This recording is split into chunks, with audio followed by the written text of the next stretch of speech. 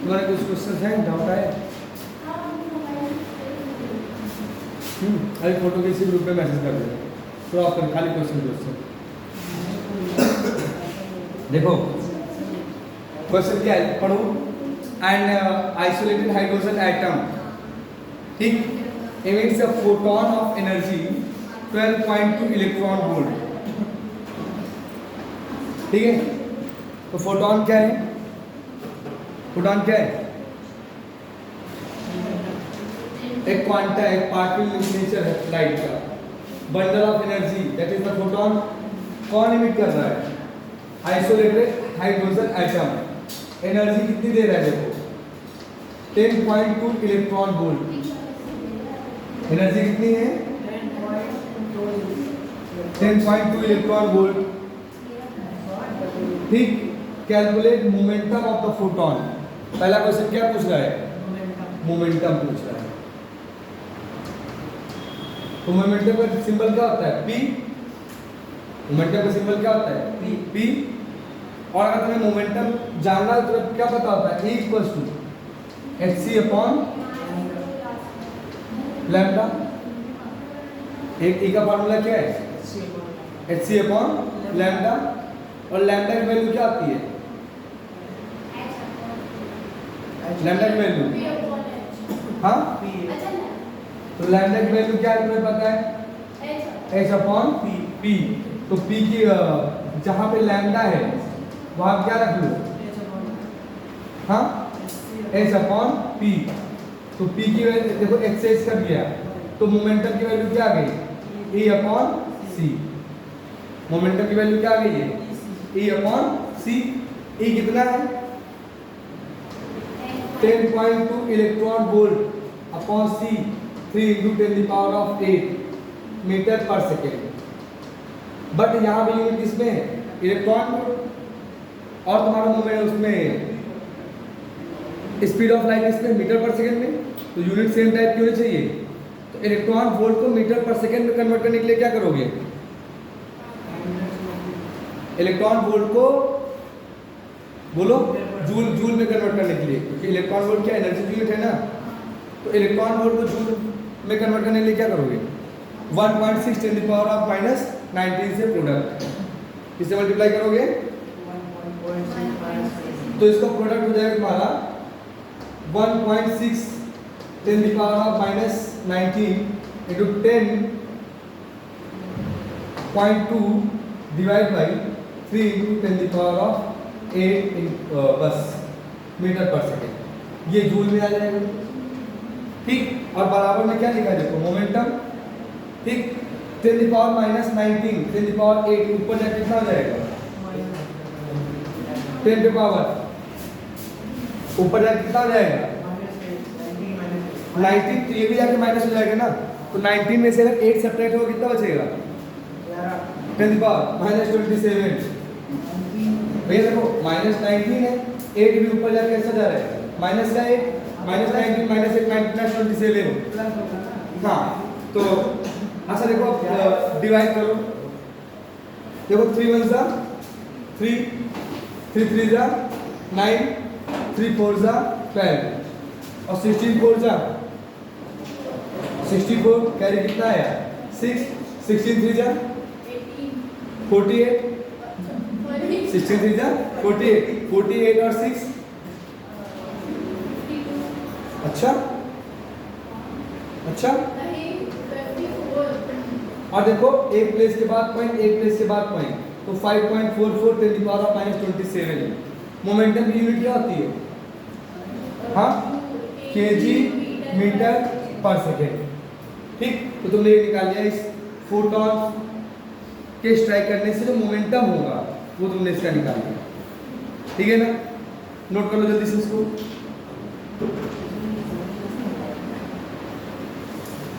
Note करो, हो गया? किसी को करना क्या नोट? वापस दोबारा करेंगे। नोट करो। नहीं करना सर, कर दे तो कर दो। तो मैंने कुछ नोट कर लिया।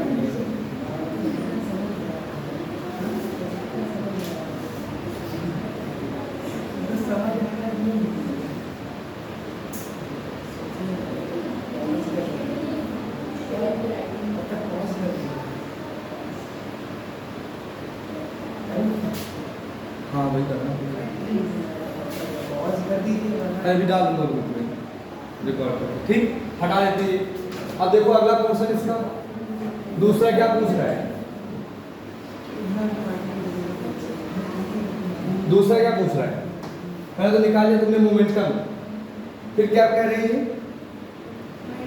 Momentum of रिकॉइल्ड atom.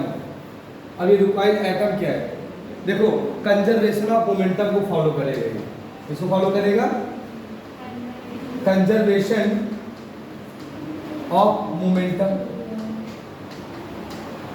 अरे कंजर्वेशन ऑफ मोमेंटम क्या है, तुमने देखा था ना, तुम एक गोली को फायर करते थे तो गोली आगे को जाती थी तो बंदूक पीछे को आती थी, ठीक।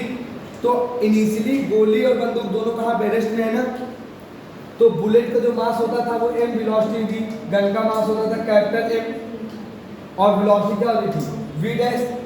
बट जो बंदूक की गोली थी वो आगे को जाती थी, तो बंदूक किधर को आ रही है, पीछे को, तो वेलोसिटी क्या होगी अपोजिट डायरेक्शन में, और मोमेंटम कैसी क्वांटिटी है वेक्टर।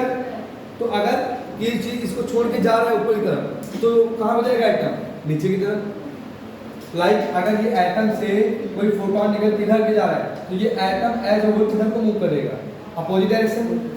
लेकिन कंजर्वेशन ऑफ मोमेंटम क्या कह रहा है, जितना कोई चीज से निकल के आगे को जाएगा सेम मोमेंटम कहाँ को होगा, बैकवर्ड डायरेक्शन में होगा, ठीक है। बंदूक में हम लोग बंदूक से क्या पढ़ते थे भाई, मान लो ऊपर को जा रहा है फोटोन तो कहाँ हो जाएगा, ऑब्वियसली बात नीचे जाएगा, ठीक है। तो अगर कोई चीज इधर को जा रही है तो रिक्वायर्ड वेलोसिटी किधर को होगी, तो इधर को होगा तुम्हारा रिक्वायर्ड मोमेंटम, ठीक। ये मोमेंटम ऑफ फोटोन है अगर ये मोमेंटम ऑफ फोटोन है, ठीक। तो जिस मोमेंटम से वो निकल के गया था फोटोन, उसी मोमेंटम से एटम क्या होगा, रिक्वाइल करेगा। रिक्वाइल का मतलब यहाँ से पीछे की तरफ जाना, जस्ट अपोजिट डायरेक्शन। जैसे हम कहते हैं ना गन की रिक्वाइल वेलोसिटी क्या है, तो गोली निकल के आगे जाती है, गन कहाँ को आती है, पीछे को आती है, ठीक है। जब कोई मोशन किसी के अगेंस्ट में होता है तो क्या बोलते हैं, रिक्वाइल बोल देते हैं, क्या बोलते हैं, रिक्वाइल, ठीक। फिर इसमें देखो अगला इन्वॉल्व रहो साथ में, देखो बिना इन्वॉल्वमेंट के कुछ नहीं समझ में आएगा, बात दिमाग में लिख लो अपने, बिना इन्वॉल्वमेंट के कुछ नहीं होगा। फिर क्या लिखा है, kinetic energy of required atom. तो मोमेंटम और काइनेटिक एनर्जी का रिलेशन क्या है, देखो P equals to under root of 2mke, ये तो है ना मोमेंटम और काइनेटिक एनर्जी के बीच का रिलेशन। मोमेंटम और काइनेटिक एनर्जी के बीच का रिलेशन क्या है ना। तो देखो स्क्वायरिंग कर दोगे तो क्या मिल जाएगा, p square upon 2m, that is the kinetic energy and momentum के बीच का रिलेशन। तुम्हें मोमेंटम पता है ना, ठीक है ना, उससे क्या करो, डिवाइड करो प्राइस ऑफ मास। यहाँ मास किसका लेंगे, कौन से एटम का, हाइड्रोजन एटम का। तो देख लेना एक हाइड्रोजन एटम का मास कितना होता है, 1.6 × 10⁻⁻27 kg, क्वेश्चन में गिवन है, समझ गए। तो मोमेंटम और काइनेटिक एनर्जी के बीच का तुमने रिलेशन जान लिया। चलो अगला क्वेश्चन देखो,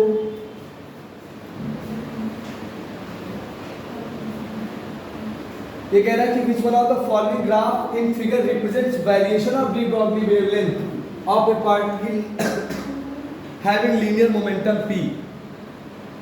तो ये तो एकदम आसान है, मोमेंटम और लैम्डा का प्रोडक्ट हमेशा क्या होता है, ध्यान से देखो ना, तुमने क्या समझा है इस दिन में, तो 2-3 दिन में लास्ट ये तो पढ़ रहे हो ना कि लैम्डा बराबर h अपॉन में p, ये तो पढ़ते आ रहे हो ना। तो h क्या है तुम्हारा, कांस्टेंट, और जब दो क्वांटिटीज का प्रोडक्ट कांस्टेंट होता है तो इसको हम इनवर्स वेरिएशन बोलते हैं। क्या बोलेंगे भाई, इनवर्स वेरिएशन। इसका मतलब लैम्डा p की वैल्यू कितनी हो जाएगी, h, मतलब लैम्डा और p में रिलेशन कैसा है, इनवर्सली। कौन सा रिलेशन, इनवर्स। देखो डायरेक्ट का अगर मैं कहूँ कोई डायरेक्ट रिलेशन है तो ग्राफ स्ट्रेट लाइन जाता है, और जब हम कहें कि इनवर्स रिलेशन है रक्षा, तो ग्राफ कैसे बनता है, कुछ ऐसे बनता है, लैम्डा वर्सेस p, ठीक। किसका ग्राफ है? लैम्डा वर्सेस पी का ग्राफ। इनवर्स रिलेशन है ना, ठीक। तो अब इसमें से कौन सा ग्राफ होगा? पहला, दूसरा, तीसरा, चौथा? तो ऑब्वियस सी बात है इनवर्स रिलेशन का ग्राफ ये है तुम्हारा, ठीक है। इसमें क्या है? इसमें लैम्डा, देखो लैम्डा बढ़ रहा है तो मोमेंटम भी बढ़ रहा है, लेकिन दोनों का बीच का रिलेशन कैसा है? इनवर्स। इसमें क्या है? इसमें भी डायरेक्ट प्रोपोर्शन है। इसमें कांस्टेंट रेट से बढ़ रहा है, इसमें एक्सेलरेटेड रेट से बढ़ रहा है, लेकिन हमारे दोनों ही ऑप्शन नहीं है, ठीक। इसमें देखो लीनियरली क्या कर रहा है, ऐसे स्ट्रेट लाइन। तो क्या इसमें स्ट्रेट लाइन फॉर्म हो रहा है? क्या स्ट्रेट लाइन अगर कभी फॉर्म हो तो तुम्हें कंपेयर किससे कराना है? स्ट्रेट लाइन के लिए, स्ट्रेट लाइन के लिए y = mx + c से। क्या ऐसी इक्वेशन बनेगी क्या? नहीं। जब y = mx + c टाइप का नहीं बन रहा है तो ये वाला भी पॉसिबल नहीं, तो बचा कौन सा? ये वाला, ठीक है। तो फोर्थ ऑप्शन तुम्हारा इसका सही है। देखो तुम्हें एक सिंपल सी बात याद रखना है कि h क्या है? प्लैंक्स कांस्टेंट है ना, फिक्स है ना, वैरी क्या कर सकता है? वेवलेंथ। और क्या वैरी कर सकता है? मोमेंटम, ठीक है ना। ये वाला क्वेश्चन हो गया। चलो एक नेक्स्ट क्वेश्चन देखो।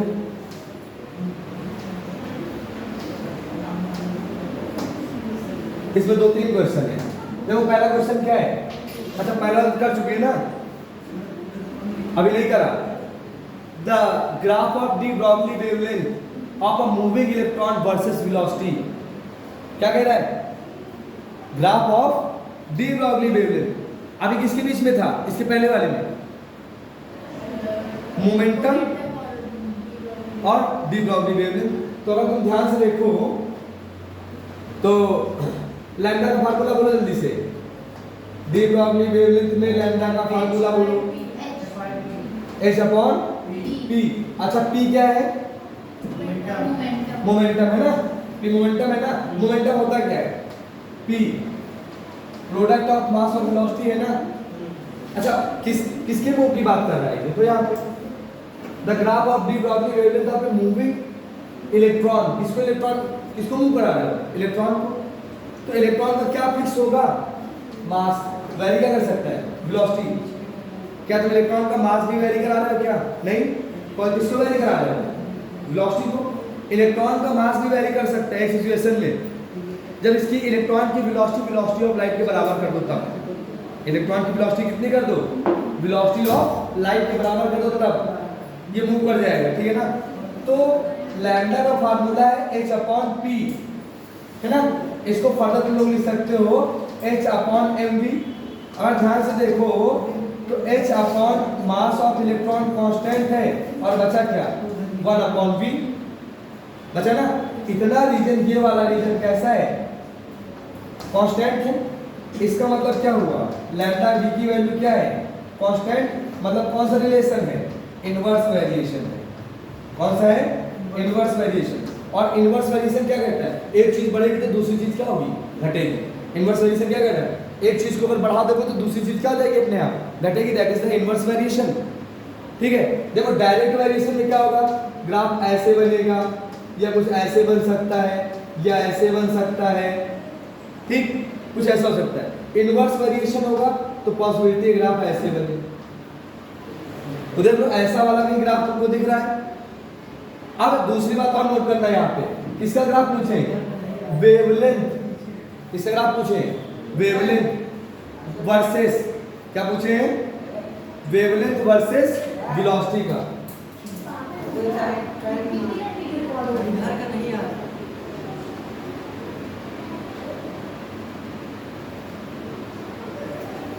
ठीक है। तो पहले कौन है? पहले समझो बात को। पहले जिसका नाम पहले है वो y एक्सिस में रहेगा, और जिसका नाम बाद में है कहाँ रहेगा? x एक्सिस में। तुमसे कई बार वो खेल जाएगा, तुमसे क्या कहेगा? वेलोसिटी वर्सेस वेवलेंथ, और वेलोसिटी दे देगा नीचे, वेवलेंथ दे देगा ऊपर। तुम गलत वाला मार्क कराओगे। ये भी देखना कि जैसे हमने कहा कि लैम्डा वर्सेस वेलोसिटी, इसका मतलब y एक्सिस में क्या होना चाहिए? लैम्डा, और x एक्सिस में क्या होना चाहिए? वेलोसिटी। होना चाहिए वेलोसिटी। दोनों के बीच का रिलेशन कैसा है? कैसा है? हाँ, इनवर्स है ना, तो ग्राफ ऐसा चाहिए। देखो लैम्डा ढूंढो। लैम्डा ये डायरेक्टली वाला है ना, हटेगा। ये कौन सा है? इनवर्स को फॉलो कर, ये फॉलो कर रहा है क्या? देखो ध्यान से, लैम्डा बढ़ रहा है, वेलोसिटी बढ़ रही है, लैम्डा बढ़ रहा है, वेलोसिटी बढ़ रही है, एक समय पे जाकर सिक्योर हो रहा है। बट स्टार्टिंग में वेवलेंथ के बढ़ने से वेलोसिटी भी क्या कर रही है? बढ़ रही है ना। लेकिन एक चीज बढ़ेगी, दूसरी चीज घटनी चाहिए यहाँ, इसको भी नहीं लेंगे। ये तो देखो किसको फॉलो कर रहा है, y equals to mx plus c, लेकिन हमारा क्या है? x y बराबर c। जैसे यहाँ पे y equals to mx plus c है, तो y और x क्या है? वेरिएबल। वैसे यहाँ पे हमारे y की जगह कौन है? लैम्डा, और x की जगह पे कौन है? वेलोसिटी। तो x और y का प्रोडक्ट क्या है? कांस्टेंट है ना। तो जब दो वेरिएबल्स का प्रोडक्ट कांस्टेंट आवे तो आपको क्या करना है? इनवर्स रिलेशन फॉर्म होगा। कैसा फॉर्म होगा? इनवर्स रिलेशन होगा। तो तुम्हारा इसका ऑप्शन नंबर बी करेक्ट है, बाकी सब गलत है। ये किसको फॉलो कर रहा है? स्ट्रेट लाइन को। किसको फॉलो कर रहा है? स्ट्रेट लाइन को। ठीक, अगला क्वेश्चन देखो इसी का, क्या कह रहा है? मूविंग प्रोटॉन, क्या कह रहा है? मूविंग प्रोटॉन एंड इलेक्ट्रॉन कौन कौन मूव कर रहा है? प्रोटॉन और इलेक्ट्रॉन। तो अपनी कॉपी में लिखो पहले इस क्वेश्चन को, पढ़ो थोड़ा सा डिटेल में। क्वेश्चन में कह रहा है कि मूविंग प्रोटॉन, ठीक, किसको मूव करा रहे हैं? प्रोटॉन को। ठीक, तो मूविंग प्रोटॉन होगा तो किसका? मास of proton, that is MP. MP का मतलब क्या है भाई? मास ऑफ प्रोटॉन। एमपी क्या है? रक्षा। एमपी का मतलब क्या है? मास ऑफ प्रोटॉन। और अगर मैं यहीं पे लिखूं एमई तो ये क्या होगा? Mass of electron. अच्छा, तुम्हें क्लियरली पता है ना कि प्रोटॉन बहुत ज्यादा हैवी होता है as compare to electron. Electron का मास प्रोटॉन के कंपैरिजन में लगभग 2000 टाइम्स स्मॉलर होता है। ठीक है ना। मास ऑफ प्रोटॉन लार्जर होता है लगभग 2000 गुना किससे? इलेक्ट्रॉन के मास से। ठीक, सिंपल से ये ऐसे याद रख लो कि 1.27 × 10⁻27 kg ये लगभग प्रोटॉन का मास होता है। प्रोटॉन का मतलब एक हाइड्रोजन एटम, और जबकि एक इलेक्ट्रॉन का जो मास है वह होता है 9.1 × 10⁻31 kg। तो पावर नेगेटिव की जितनी ज़्यादा बड़ी होती है वैल्यू उतनी छोटी होती है। तो मास ऑफ इलेक्ट्रॉन बहुत कम है as compare to the mass of proton. एक बात दिमाग में, जब भी तुम्हें इसमें तीन बातें मिलेगी पढ़ने के लिए, इलेक्ट्रॉन, प्रोटॉन और अल्फा पार्टिकल। क्या मिलेगा?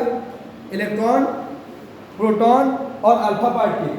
तो जो प्रोटॉन होगा उस पर चार्ज प्लस इलेक्ट्रॉन के बराबर होगा, और जो इलेक्ट्रॉन होगा उस पर चार्ज माइनस इलेक्ट्रॉन के बराबर ही होगा। ठीक, और अगर तुमसे कह दिया जाए अल्फा पार्टिकल, तो अल्फा पार्टिकल का मास कितना होगा? 4 टाइम्स ऑफ प्रोटॉन। कितना होगा? अल्फा पार्टिकल की बात करेंगे कई क्वेश्चन में, तो अल्फा पार्टिकल का मास होता है 4 times of mass of proton, और इसमें जो चार्ज होता है वह 2 प्लस इलेक्ट्रॉन के बराबर चार्ज होता है अल्फा पार्टिकल। अल्फा पार्टिकल क्या है भाई? आयनाइज्ड हीलियम एटम है। अल्फा पार्टिकल क्या है? Ionised helium atom is called alpha particle.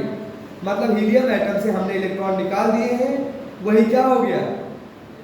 Alpha particle. Helium atom से इलेक्ट्रॉन निकाल देना क्या है? Alpha particle. अब क्वेश्चन में आगे बढ़ते हैं। अच्छा, कह रहा है कि दोनों की जो डी ब्रॉगली वेवलेंथ है वह सेम है। दोनों की डी ब्रॉगली वेवलेंथ क्या है? सेम। मतलब ये कह रहा है कि lambda for electron equals to lambda for proton. दोनों को क्या है? सेम। ठीक, अब फिर आगे क्या कह रहा है? If K and P denote the kinetic and momentum, तो K रिप्रेजेंट कर रहा है काइनेटिक एनर्जी को और P रिप्रेजेंट कर रहा है मोमेंटम। K किसको रिप्रेजेंट कर रहा है? Kinetic energy. और P किसको रिप्रेजेंट कर रहा है? मोमेंटम को। Then choose the correct option. तो तुमको करेक्ट ऑप्शन बताना है। लैम्डा दोनों का क्या है? सेम। जो अगर दोनों का लैम्डा सेम है तो H अपॉन mv क्या होगा? पहले किसका ले रहा है? इलेक्ट्रॉन का। तो यहाँ पे क्या हो जाएगा? H upon mass of proton और ये वेलोसिटी। ठीक है, तो H से H कैंसिल हुआ, ऊपर कितना बचा दोनों में? 1 1। और एक तरफ मोमेंटम ऑफ इलेक्ट्रॉन और एक तरफ मोमेंटम ऑफ प्रोटॉन। दोनों डिवाइड में है ना, अब बराबर के बीच में साइन लगाए, नहीं समझ आ रहा? न्यूमरेटर क्या हो गया, कट गया। इसका मतलब मास इंटू वेलोसिटी और मास इंटू वेलोसिटी दोनों तरफ प्रोडक्ट क्या है, बराबर है। इसका मतलब दोनों का मोमेंटम क्या है, बराबर है। कंपेयर करने पे क्या पता चला, दोनों का मोमेंटम बराबर है। अब दोनों का मोमेंटम अगर बराबर है तो तुम्हारा ऑप्शन नंबर 1 हो सकता है, ऑप्शन नंबर 2 हो सकता है और ऑप्शन नंबर 4 हो सकता है। ये तो होगा नहीं, ठीक। तो देखो एक ऑप्शन तुम्हारा एलिमिनेट हो गया। अब तुम्हारे पास कितने ऑप्शन बचे भाई साहब, हेलो, कितने ऑप्शन बचे, 3। कितने ऑप्शन बचे, 3। हाँ बेटा, वेलोसिटी के साथ। अच्छा, हमें क्या पता होता है, ये मास और वेलोसिटी का प्रोडक्ट क्या होता है, मोमेंटम होता है ना। इसको हम ऐसे भी तो लिख सकते थे ना, h/pe इक्वल्स टू h/p, इसका pp मतलब मोमेंटम ऑफ प्रोटॉन। तो h से h कटता तब तो pe बराबर pp कर लेते ना, ठीक है। अब अगर mev बराबर mpv है, अगर देखो इधर 1/2 से मल्टीप्लाई कर, इधर भी किससे मल्टीप्लाई कर दिया, 1/2 से, ठीक है। अब तुम सोचो कि किसी ऑब्जेक्ट का मास कम है, एक ऑब्जेक्ट का, ठीक है, बट मोमेंटम ज्यादा है, बराबर है किसी दूसरे ऑब्जेक्ट के। इसका मतलब दूसरे ऑब्जेक्ट का क्या ज्यादा होना चाहिए, वेलोसिटी ज्यादा होना चाहिए, वेलोसिटी। इस बात को ऐसे समझ सकते हो, चलो बात समझा रहे हैं, ठीक है। तो जिस ऑब्जेक्ट का मास कम हो, मान लो कि एक किलो का पत्थर है, कितना पत्थर है, 1 किलो का, और एक 4 किलो का पत्थर है, तो 1 kg का जो पत्थर है उसको फेंकोगे 4 की स्पीड से, तो मोमेंटम कितना होगा, 1 × 4। कितना होगा मोमेंटम, 1 × 4, ठीक। लेकिन वही दूसरी सिचुएशन एज्यूम करो कि एक जो 4 kg का पत्थर है उसको अगर 1 की स्पीड से भी फेंकोगे, उसका मोमेंटम कितना होगा, 4। 1 किलो का पत्थर फेंक रहे हैं 4 की स्पीड से, तो मोमेंटम 1 × 4, 1 × 4 दैट इज 4। और दूसरा जिसका मास 4 है बट वेलोसिटी 1 कर दिया, तो मोमेंटम तो दोनों को बराबर कर लिया ना हमने। लेकिन अब पहले वाले को जिसका मास तुमने लिया था 1, वेलोसिटी लिया था 4, फिर 4 से मल्टीप्लाई कर दो। और पहले केस में जिसका मास का 4, वेलोसिटी थी 1, फिर से वेलोसिटी क्या होगी 1, क्योंकि काइनेटिक एनर्जी का फार्मूला क्या होता है, हाफ mv², होता है ना। तो इसका मतलब ये 4 4 कितना हो जाएगा, 16, और ये 4 1 जा 4 ही रह जाएगा। इसका मतलब जिसका मास कम है उसकी काइनेटिक एनर्जी क्या हो जाएगी, ज्यादा हो जाएगी, क्योंकि velocity is a multiplier which is larger, ठीक है ना। तो हमारा किसका काइनेटिक एनर्जी ज्यादा होगी, इलेक्ट्रॉन की, किसके कंपैरिजन में, किसके, प्रोटॉन कंपैरिजन में। अब इसको देखो डिटेल में समझा दे रहे हैं। ये देखो ऐसे समझो लो कि P = होता है mv। एक केस लेते हैं, m1 ले लेते हैं 2 kg, v1 ले लेते हैं 3, ठीक। दूसरा केस लेते हैं m2 3 kg और v2 2 मीटर/सेकंड। कोई समस्या? अब इनका मोमेंटम निकालो, तो मोमेंटम क्या है, मोमेंटम क्या है, मास और वेलोसिटी का प्रोडक्ट। तो ये 3 2 कितना आ जाएगा 6, और ये 3 2 कितना आ गया 6। पहले काइनेटिक निकालो, हाफ m कितना है 2, v कितना है 3, तो 3 × 3, देखो 2 से 2 चला गया, 3 3 कितना आया 9, कितना आया 9, रक्षा। फिर दूसरे केस में काइनेटिक एनर्जी हाफ, मास कितना 3, वेलोसिटी कितना 2 × 2, क्योंकि काइनेटिक एनर्जी का फार्मूला क्या होता है भाई, हाफ mv²। काइनेटिक एनर्जी का फार्मूला क्या होता है, हाफ mv²। देखो 2 से 2 कट गया, 3 2 कितना आया 6, और इधर कितना आया 9। तो ऑब्जर्वेशन क्या कहता है कि अगर मोमेंटम सेम है, ठीक है ना, अगर दो पार्टिकल्स का मोमेंटम सेम है तो जिसका मास कम होगा उसकी काइनेटिक एनर्जी क्या होगी, ज्यादा होगी, उसकी काइनेटिक एनर्जी क्या होगी, ज्यादा। और किस रेशियो में होगा, वेलोसिटी के रेशियो में होगा। किसके रेशियो ज्यादा होगा, तो इसकी वेलोसिटी देखो कितनी है 3, इसकी वेलोसिटी कितनी है 2, है ना। और वेलोसिटी रेशियो क्या है 3:2। अच्छा काइनेटिक एनर्जी का रेशियो देखो 9:6। काइनेटिक एनर्जी का रेशियो क्या आ रहा है 9:6। सिंपलीफाई करो देखो 3 3 9 और 3 2 6, तो काइनेटिक एनर्जी का रेशियो क्या है 3:2। तो अगर दो पार्टिकल्स का मोमेंटम सेम है तो जिसका मास कम होगा उसकी काइनेटिक एनर्जी ज़्यादा होगी, समझ गए। और काइनेटिक एनर्जीज में रेशियो क्या होगा, जो वेलोसिटी का रेशियो होगा वही काइनेटिक एनर्जी का रेशियो होने वाला है हमारा। इतनी बात क्लियर, ठीक। चलो अब खाली 15 मिनट ध्यान सुनना है बस, ठीक है। हम अपनी सारी कहानी 15 मिनट में खत्म करेंगे। हाँ खाली ध्यान से समझो हर बात को बस। सबसे पहले देखो क्या लिखा है अल्फा पार्टिकल, फिर क्या लिखा है स्कैटरिंग एक्सपेरिमेंट, किसने दिया था रदरफोर्ड। तो बात चल रही थी कि भैया कि एक एटम कैसा होगा, ठीक है। तो वही 1906 के आसपास साइंटिस्ट बहुत मतलब कि साइंटिफिक एनालिसिस था, तो बार बार बहुत सारे एक्सपेरिमेंट हो रहे थे। तो उसमें एक रदरफोर्ड नाम के साइंटिस्ट थे, उन्होंने अपना मॉडल बताया कि एटम्स कुछ ऐसे ऐसे होंगे, मतलब एटम्स में क्या क्या कंस्टिट्यूएंट्स होंगे, इलेक्ट्रॉन, प्रोटॉन, न्यूक्लियस, और एटम कैसे काम करता है, एटम्स के अंदर की चीज़ें कैसी हैं, एटम का साइज क्या है, ठीक है ना, एटम बिहेव कैसे करता है। इन सारी बातों को बताया किसमें जाएगा एटॉमिक मॉडल, ठीक। तो सबसे फेमस मॉडल हम लोग दो पढ़ते हैं, एक तो हमें रदरफोर्ड का मॉडल याद रखना है, इसके ड्रॉबैक्स याद रखना है, फिर बोर्स मॉडल याद रखना है, उसके ड्रॉबैक्स याद रखना है। हमें दो मॉडल हमारे दिमाग में होने चाहिए अच्छे से एकदम क्लियर। तो रदरफोर्ड हाँ बोलो, ठीक है, हाँ हाँ उसमें एक छोटा था, अब इसको थोड़ा डिटेल में। तो अल्फा पार्टिकल्स क्या है, पहली बात तो अल्फा पार्टिकल का तो अभी हमने डिस्कस करा था कि अल्फा पार्टिकल क्या है He+2।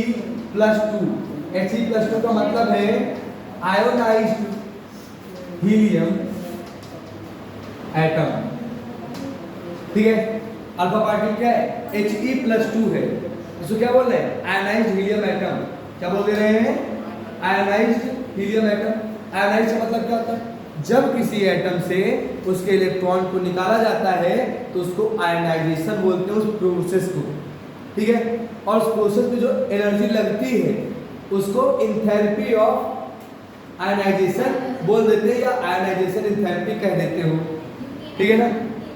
हाँ किसी एटम से किसी इलेक्ट्रॉन को निकालने के लिए कितनी एनर्जी देनी पड़ रही है ना, that is called ionization enthalpy. और जो इलेक्ट्रॉन निकलने के बाद कंस्टिट्यूएंट्स बचता है, ठीक है ना, that is the ionised form. कौन सा फॉर्म बचता है आयनाइज्ड फॉर्म, मतलब किसी से किसी का इलेक्ट्रॉन निकाल लिया तो अब जो बचा ना रिमेनिंग चीज that is the ionised form. जैसे हीलियम एटम की अगर बात करें तो कुछ ऐसे एटम रहा होगा सेंटर में प्रोटॉन रहे, एक इलेक्ट्रॉन और दो इलेक्ट्रॉन रहा होगा।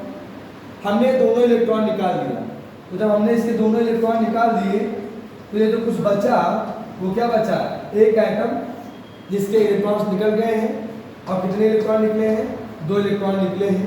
इसी को हमने बोल दिया है He+2, और ये तुम्हारा है He, ये हीलियम एटम है और ये आयोनाइज्ड हीलियम है, ठीक। आयोनाइज्ड हीलियम में तुम्हारे दो प्रोटॉन होते हैं और दो न्यूट्रॉन होते हैं। आयोनाइज्ड हीलियम में कितने प्रोटॉन है, दो, और कितने न्यूट्रॉन है, देखो एक न्यूट्रल एटम में जितने इलेक्ट्रॉन होते हैं उतने ही क्या होते हैं प्रोटॉन, और कितने इलेक्ट्रॉन और प्रोटॉन होते हैं, तो जितना एटॉमिक नंबर होता है उतने ही प्रोटॉन होते हैं और उतने ही कितने क्या होते हैं न्यूट्रॉन, सॉरी इलेक्ट्रॉन। तो हीलियम का एटॉमिक नंबर कितना है 2, हाइड्रोजन के बाद हीलियम आ रहा है। तो जब हीलियम का एटॉमिक नंबर 2 है मतलब इसके पास इलेक्ट्रॉन कितने हैं 2, तो प्रोटॉन भी कितने होंगे 2, और इलेक्ट्रॉन और प्रोटॉन का चार्ज बराबर रहता है तो एटम कैसा रहता है न्यूट्रल रहता है। कैसा रहता है न्यूट्रल। लेकिन अगर उसका इलेक्ट्रॉन निकाल दिया जाए, अगर उसका इलेक्ट्रॉन निकाल दिया जाए, ठीक है, तो सिर्फ कौन सा बचेगा प्लस चार्ज। मान लो किसी इंसान की सारी निगेटिविटी हटा दी जाए तो इंसान प्योरली कैसा हो जाएगा पॉजिटिव।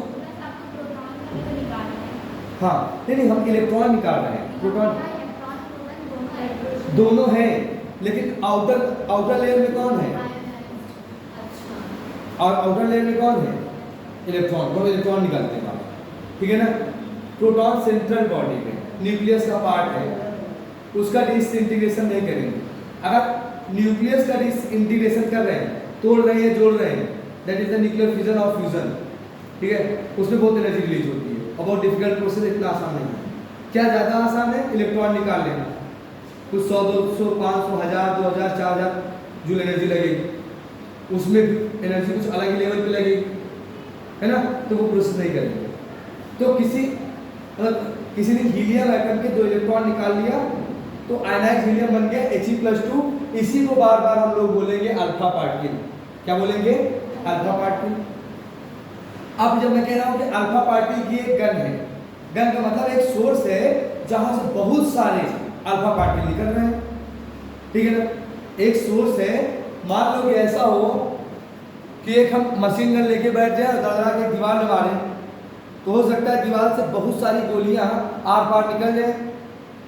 लेकिन मान लो कि हमने उसी दीवार में कई जगह पे मजबूत पिलर्स लगाए हैं और उसमें हमने लोहे की सीट लगाई है, आयरन सीट लगाई है, ठीक है, हाँ, तो मान लो नीचे गिर जाएगी। लेकिन मान लो क्रिकेट की बॉल फेंक के मार रहे हैं, तो बॉल लौट के वापस आ जाएगी ना, ठीक है ना। तो वैसा ही कुछ पढ़ने जा रहे हैं। तो पहले तो इतनी बात हो गई। अब देखो, तो इन्होंने कहा कि एक सोर्स से बहुत सारे अल्फा पार्टिकल्स निकल के जा रहे हैं। अच्छा, अल्फा पार्टिकल निकल के जा रहे हैं तो उनका कुछ क्या होगा, पाथ, और सामने रख दिया इन्होंने एक गोल्ड फॉइल। क्या रख दिया सामने, गोल्ड फॉइल। तो गोल्ड फॉइल ही क्यों रखा, सोचो, बताओ कोई रीजन।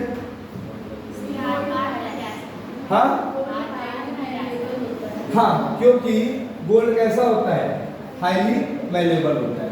तो देखो, अगर मान लो कि तुमने ये गोल्ड फॉइल रख दिया, तो जो अल्फा पार्टिकल्स आएंगे, एक तो पहली बात तो ये most of the particles straight चले जाएंगे, कुछ पार्टिकल्स थोड़ा डाइविएशन करेंगे, और बहुत कम, मतलब 10,000 में 2-4, क्लियरली 2 4 इन 10,000, 1-2-4 पार्टिकल अल्फा पार्टिकल 10,000 में से।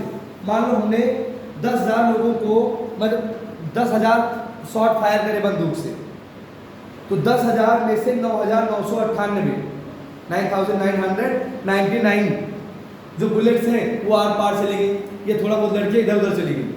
उनमें से 1-2 गोली लौट के वापस मेरे पास आ रही है, उनमें से 1-2 गोली लौट के मेरे पास। अब हम एक्सपेरिमेंट पढ़ रहे हैं, तो पहले हम जब एक्सपेरिमेंट करते हैं कोई, तो हमें पहले क्या पता होना चाहिए, ऑब्जर्वेशन पॉइंट। जब हम कोई एक्सपेरिमेंट करते हैं तो हमें पहले क्या पता होना चाहिए, ऑब्जर्वेशन। तुम्हारा पहला ऑब्जर्वेशन क्या है कि जो ये अल्फा पार्टिकल्स हमने बम्बार्ड कराए हैं, बम्बार्ड मतलब क्या होता है, जब तुम किसी चीज को कहीं पे खूब एक ज़्यादा अमाउंट में एक साथ फेंक रहे हो एक पर्टिकुलर साइड में, दैट इज कॉल्ड बम्बार्डमेंट, ठीक है। तो पहला ऑब्जर्वेशन निकल के आया कि most of the alpha particle move in straight path without any deflection, ठीक है। गोल्ड फॉइल थी रास्ते में, और ज़्यादातर अल्फा पार्टिकल बिना किसी रोक टोक के क्या कर गए, निकल गए। तो पहला ऑब्जर्वेशन है कि most of the alpha particle move in straight path। तो ज्यादातर अल्फा पार्टिकल कहां चले गए, स्ट्रेट पाथ में चले गए, ठीक है। ज्यादातर अल्फा पार्टिकल कहां चले गए, सीधे रास्ते से निकल गए, पहला ऑब्जर्वेशन। फिर हमने कहा कि कुछ जो अल्फा पार्टिकल होंगे वो क्या करेंगे, डिफ्लेक्शन करेंगे, और 10,000 में से लगभग 1-2 बाउंस बैक होंगे, मतलब इसको पार करके उस पार जा नहीं पाएंगे। मान लो हमने 10,000 बॉलें फेंक दी ऐसे करके इस दीवार से, और उसमें से 9,998 बॉल्स पार कर गई, डिफ्लेक्ट करके कुछ भी, 1-2 बॉल लौट के फिर से मेरे पास आ गई, ठीक है। कितनी बॉल लौट के आई, 1-2। तो कुछ उनमें से क्या कर रही है, इधर उधर चली जा रही है, लौट के मेरे पास नहीं आ रही है, इधर उधर। जैसे आप जाए किसी दीवार से टकराए साइड से, तो आप इधर उधर घूम जाएंगे। एक सिचुएशन में कि आपने दीवार में गाड़ी ठोक दी और दीवार के आप पार निकल गए, एक आपकी गाड़ी मुड़ गई, ठीक है ना। तो जब आप किसी रास्ते से इधर उधर हो जाते हैं, लेफ्ट राइट हो जाते हैं, दैट इज कॉल्ड डिफ्लेक्शन। क्या बोलोगे इसको? डिफ्लेक्शन। तो फिर जो दूसरा पॉइंट है तुम्हारा, वो क्या कह रहा है? सम ऑफ देम गेट डिफ्लेक्टेड। उनमें से कुछ क्या कर गए? डिफ्लेक्ट कर गए। भैया कहाँ से डिफ्लेक्ट करेंगे? मान लो कि मैं सीधा साधा इंसान हूँ और इस रास्ते से जा रहा हूँ, ठीक है, और रास्ते में कोई एक खड़ा हो जाए ऐसे, हाँ मान लो एक बैल खड़ा है और हमने लाल शर्ट पहन के रखी है, तो हम क्या कहेंगे? तुम्हारे इसके पास जाएंगे? हाँ भैया हम अपना रास्ता या तो इधर कर लेंगे या तो इधर कर लेंगे, ठीक है, कि हम जाएंगे उससे भिड़ेंगे। लेकिन एकदम आमना सामना हो गया तो हमारे अंदर भी क्या है? गुरूर है, या और लड़ ही लेते हैं, दो दो हाथ कर लेते हैं। तो जो दो दो अल्फा पार्टिकल बचे हैं ना, वो दो दो हाथ कर रहे हैं, और अगर थोड़ा भी मौका है बच के निकलने का तो बच के निकल जाए। तो क्या हमेशा बैल से लड़ाई कर ले तो क्या रास्ते में? लेकिन अब रास्ता तुम्हारा एकदम बीचों बीच सड़क पे खड़ा है, रास्ता रोके पड़ा, तो वहाँ वहाँ हाथ वर्ड कुछ करते हो ना, आवाज़ निकालते हो ना, भैया साइड में हट जाओ, काम नहीं चलेगा। अगर तुमको लगता है गाड़ी निकल जाएगी तो निकाल चले जाते हो। तो वही जो साइड से पॉसिबल है वो डिफ्लेक्ट करके चले जा रहे हैं। तो some of them get deflected. But एक तीसरी सिचुएशन है, अ वेरी फ्यू, मतलब अप्रॉक्स 2 1 2 3 इन 10,000। क्या लिखना है? A very few. कोई क्वांटिटेटिव इंटरप्रिटेशन मत दो जब तक ना पूछा जाए। क्वांटिटेटिव का मतलब गिनती मत बताओ, क्वालिटेटिव का मतलब खाली समझा दो ऐसा ऐसा हो सकता है। कुछ लोग जा रहे थे, कितने आते, कुछ जा रहे थे, 2 4 5 मत बताओ, ठीक है ना। तो अ very few of them bounce back. क्या लिख रहा हूं? Bounce back. अब बाउंस बैक का मतलब क्या होता है? A very few of them bounce back, मतलब गए और टकरा के वैसे रहे। जैसे तुम क्रिकेट में कई बार बॉल लेते हो, दीवार में मारते हो, हाथ पे आती, दीवार में मारते हो, हाथ पे आती, दीवार में मारते हो, हाथ पे आती, बार बार बॉल, फिर तुम थक जाते हो तो फिर ऊपर करके दीवार में ऐसे फेंकते हो तो बार बार हाथ पे आ रही है। वो जो सिचुएशन है that is the bounce back. मतलब जहाँ से गया वहीं से फिर से आ गया, that is the bounce back. तो अब मान लो कि जैसे मैंने गोली फायर करी थी तो बहुत ज़्यादा गोलियां ऐसी निकल रही, इसका मतलब मोस्ट ऑफ द स्पेस क्या होगा? एम्प्टी होगा, तभी तो पॉसिबल है ना। मैं कह रहा हूँ कि मैं गया और टकराया नहीं, आप पार चला गया, इसका मतलब वहाँ पे कुछ नहीं था। तो जो पहला ऑब्जर्वेशन है कि most of the alpha particle will get in straight path, it means most of the space around the atom is empty. This is the first of conclusion of Rutherford's model. तो पहला conclusion क्या है? इधर लिख देते हैं conclusion. तो conclusion लिख रहे हैं, तो पहला कंक्लूजन है कि most of the space around atom is empty. तो किसी एटम के अराउंड ज्यादातर स्पेस कैसा है? एम्प्टी। मान लो कि यही मोबाइल में वहां बीच में खड़ा कर दूं और यहां से ऐसे करके तो चलाऊं, कुछ खड़ा कर दूं एक पॉइंट साइज से छोटा सा, तो उसके चारों तरफ का स्पेस कैसा है? एम्प्टी है। तो उस पर कोई चीज जाके टकराएगी, इस चीज की संभावना क्या है? मान लो ये कैप मैंने ऐसे करके यहाँ पे ऐसे लगा दिया, ऐसे ये कैप है तुम्हारा, ये एग्जैक्टली ऐसे, वहां से कह दूं 100 मीटर से, 100 मीटर मतलब काफी होता है, ठीक है ना। तो वहां से कह दूं चलो भाई सब लोग अपने अपने भाले फेंक के मारो, नीरज चोपड़ा बनो और टीपो इसको। तो संभावना क्या है कि अगर 10-15 हज़ार लोगों से इसको इस पॉइंट को 100 मीटर से टिकवाया जाए तो 10,000 में से एक ही आदमी टिक पाएगा, कोई बाई मिस्टेक, ठीक। पहली बात तो ये, तो मतलब बाकी सारे भाले अगल बगल इधर उधर से निकल जाएंगे। कुछ हो सकता है कि इसमें साइड से ऐसे पड़े तो और ऐसे घूम के ऐसे निकल जाए, मान लो साइड से ऐसे पड़े और ऐसे निकल गए, और हो सकता है एक भाला आए और बीचों बीच में ऐसे इसके अंदर होल करके इंसर्ट मार जाए ऐसे, एक आध, है ना। तो अब मामला क्या है देखो कि most of the space around the atom is empty. दूसरा, हम कब डिफ्लेक्ट होते हैं पता है? जब नेचर सेम हो। मान लो कि वहां पे नेगेटिव चार्ज होता है, अल्फा पार्टिकल कैसा चार्ज है? अल्फा पार्टिकल चार्ज कैसा है? नहीं भाई साहब, ionised helium atom, alpha particle में चार्ज कैसा है? पॉजिटिव है। और अगर उसका एटम पे जिसके अराउंड डिफ्लेक्ट कर रहा है वो नेगेटिव चार्ज होता तो क्या पॉजिटिव नेगेटिव डिफ्लेक्ट करते क्या? हाँ, गर्ल बॉयज आपस में डिफ्लेक्ट होते हैं, हाँ अट्रैक्ट हो जाएंगे, ठीक। लेकिन यहाँ पे क्या हो रहा है? यहाँ पे क्या हो रहा है? डिफ्लेक्शन हो रहा है। क्या हो रहा है? डिफ्लेक्शन। तो दूसरा बात तो ये निकल के आई कि न्यूक्लियस कैसा चार्ज होता है? रक्षा, न्यूक्लियस पे चार्ज। दूसरा क्या है? अल्फा पार्टिकल डिफ्लेक्ट हो रहे हैं ना, अल्फा पार्टिकल कैसा चार्ज है? प्लस। तो ये जिसके अराउंड डिफ्लेक्ट हो रहे हैं, जिस पार्टिकल के अराउंड क्या कर रहे हैं? डिफ्लेक्शन कर रहे हैं, वो भी कैसा होगा? हाँ, जिसके अराउंड डिफ्लेक्शन कर रहे हैं वो भी कैसा है? सेम नेचर का होगा। इसका मतलब nucleus is positively charge, nucleus is positive.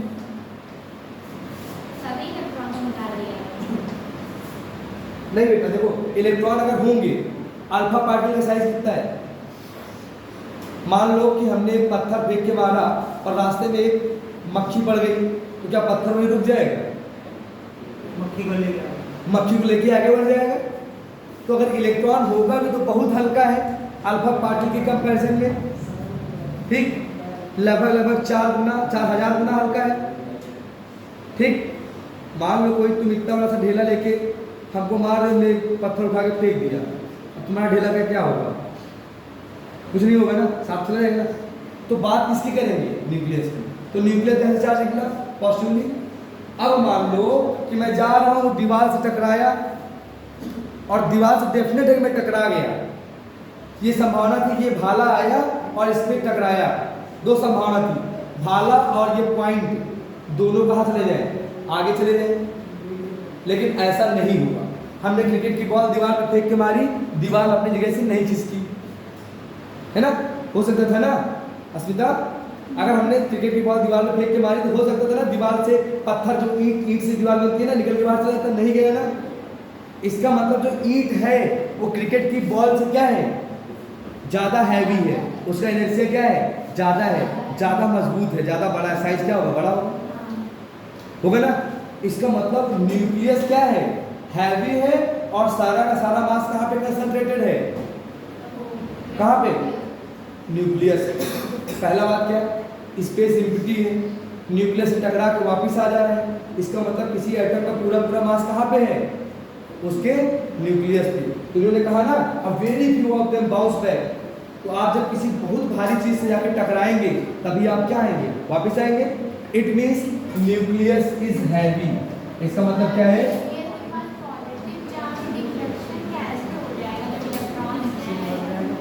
बता वो भी बात कर रहे हैं।